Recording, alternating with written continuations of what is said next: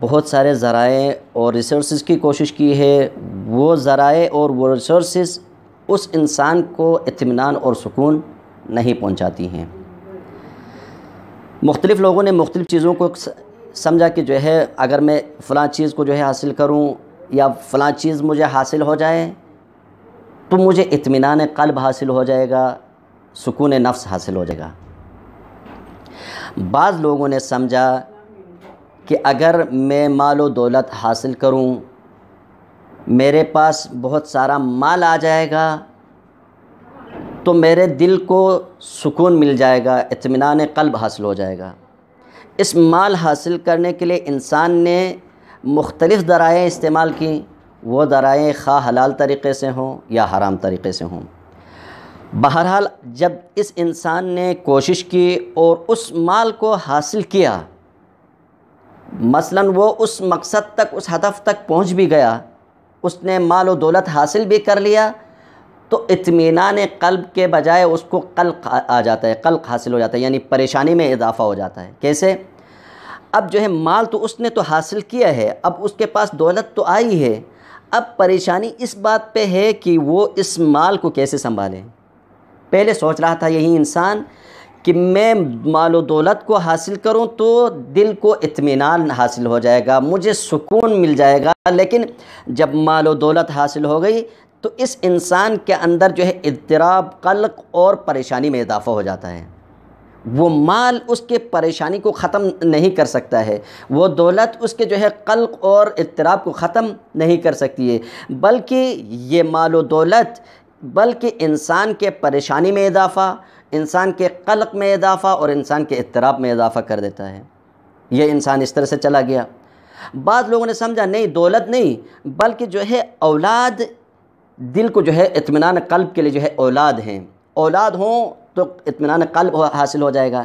ایک نوجوان جو 20 سے لے کے جو ہے 25-30 سال کے بیچ میں آ جاتا ہے تو وہ شادی کرتا ہے، کیونکہ وہ ایک اضطراب میں رہتا ہے۔ وہ انسان جب نوجوانی میں ہوتا ہے تو ایک اس کے اندر جو ہے اضطراب اور پریشانی اور ایک قلق اس کے اندر آ جاتا ہے۔ اس قلق اور پریشانی کو دور کرنے کے لیے وہ سمجھتا ہے کہ شادی وہ چیز ہے کہ جس کے ذریعے سے انسان کو سکون مل جاتا ہے۔ واقعاً سکون تو ہے، لیکن وہ جو سکون چاہتا ہے، اطمینان قلب چاہتا ہے کہ اس شادی کے ذریعے سے اس سکون اور اس اطمینان قلب کو حاصل کروں گا۔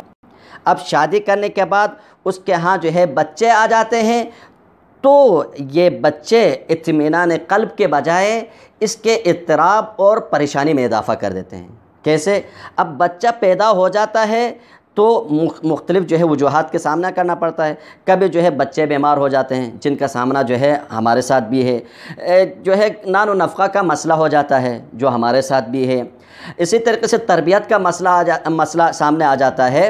یعنی انسان جس سکون اور جس اطمینان قلب کے لیے جس چیز اور جس ہدف کو اس نے حاصل کیا تھا، وہ ہدف اس انسان کو پریشان کر دیتا ہے۔ اب بچے آ جاتے ہیں تو ان کے جو ہے نان نفقہ کے مسائل، ان کے جو ہے تربیت، ان کا جو ہے آگے بڑھانا، جب اور آگے بڑھ جاتے ہیں، جب جو ہے یہ ادھیڑ عمر کی طرف چلا جاتا ہے، یہ بچہ نوجوان ہو جاتا ہے تو ان کے پھر جو ہے مسائل کے پیچھے لگ جاتا ہے، پھر ان کے جو ہے شادی کے چکر میں رہ جاتا ہے، ان کے شادی کرا کے جو ہے اور جو ہے اپنے پریشانی میں اضافہ کر دیتا ہے۔ بہو آ جاتی ہے، بیٹا اس کے ساتھ چلا جاتا ہے۔ پہلے تو ایسا ہوتا تھا کہ بہو گھر پہ آ جاتی تھی، ابھی جو ہے بیٹا ہی بہو کے گھر چلا جاتا ہے۔ مسائل اس طرح کے، یعنی یہ بھی انسان کے اطمینان قلب اور سکون کا ذریعہ نہیں ہے۔ بعض لوگوں نے سمجھ نہیں، اب مغرب میں جو ہے یہ رائج ہے، مغرب میں بہت زیادہ ہے، مسلم ممالک میں بھی، تقریباً پاکستان میں بھی جو ہے میں نے سنا ہے یہ موجود ہے کہ یہ مال و دولت اور یہ شادی دونوں باعث پریشانی اور اضطراب اور مشکلات کے جو ہے سبب میں لحاظ شادی ہی نہ کرے، انسان شادی نہیں کرتے ہیں۔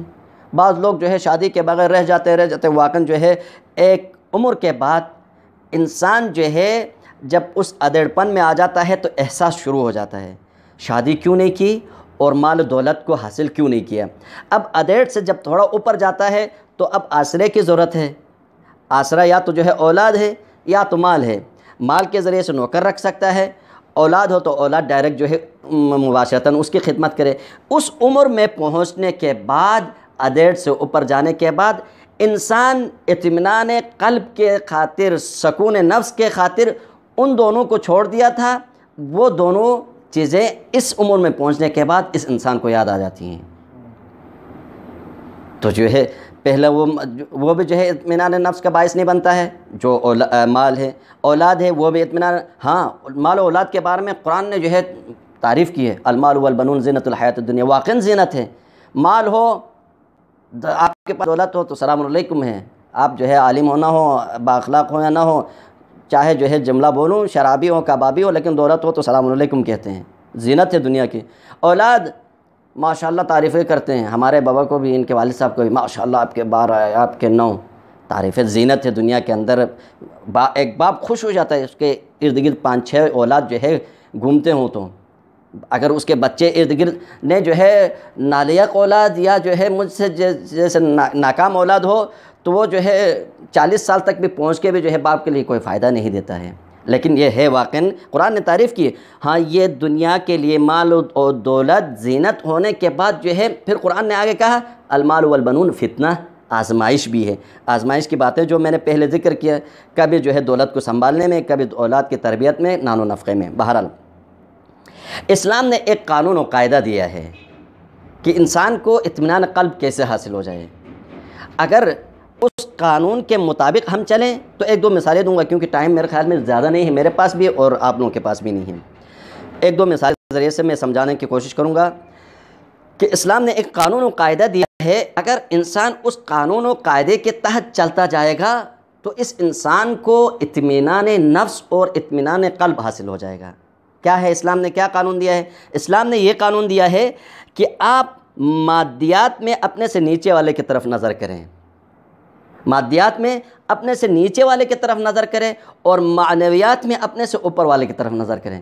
جب انسان بیچ میں رہے گا، مادیات میں نیچے والے کی طرف نظر کرے گا اور معنویات میں اوپر والے کی طرف نظر کرے گا، تو اس انسان کو اطمینان نفس اور اطمینان قلب حاصل ہو جائے گا۔ کچھ مثالیں مادیات میں، مثلا انسان ایک انسان ہے، اس کے پاس ایک اسکوٹی ہے، موٹر ہے، بائک ہے۔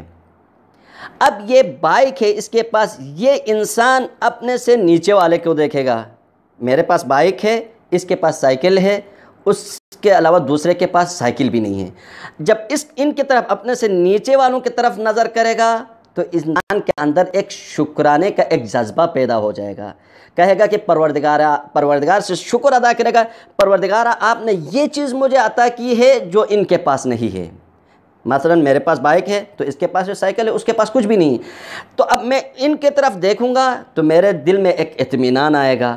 اگر میں ان کے طرف نہیں دیکھوں گا، اس طرف دیکھوں گا، جس کے پاس جو ہے 2000 سی سی والی کار ہے، پجارو ہے، جب میں اس طرف دیکھوں گا، پروردگار میرے پاس جو ہے یہ بائک، اس کے پاس جو ہے یہ گاڑی، اس کے پاس وہ گاڑی، یعنی اس کے اندر ایک اضطراب آ جائے گا۔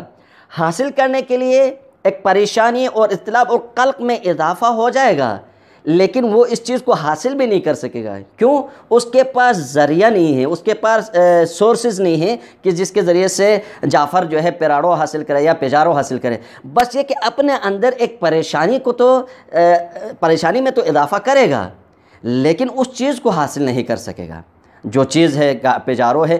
ہاں، اب اس بیچ میں رہے گا، بیچ میں رہ کے نیچے والے کی طرف نظر کرے گا تو اس کے اندر جو ہے ایک اطمینان قلب مل جائے گا اور سکون مل جائے گا۔ اگر اوپر والے کی طرف نظر کرے گا، اضطراب پیدا ہوگا۔ اسی لیے اسلام نے کہا کہ مادیات میں اپنے سے نیچے والے کے